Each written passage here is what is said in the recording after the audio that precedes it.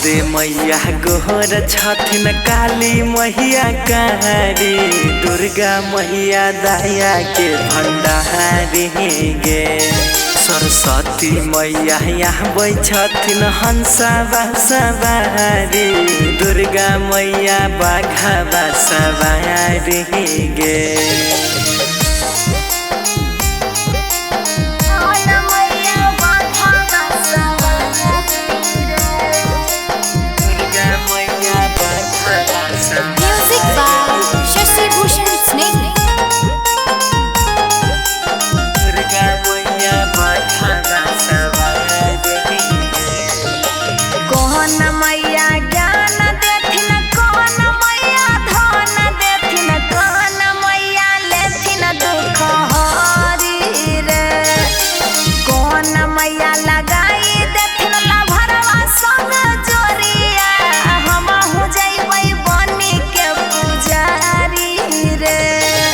शारदे मैया ज्ञान देतौ लक्ष्मी मैया धन देतौ काली मैया लेतौ दुख हरि गे।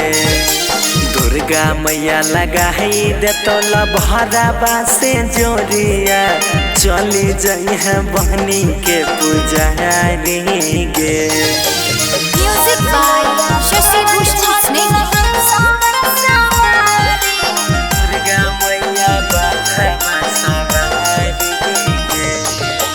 शारदे मैया यहाँ छथिन कवने महीनामा लक्ष्मी काली मैया कोन महीनामा रे।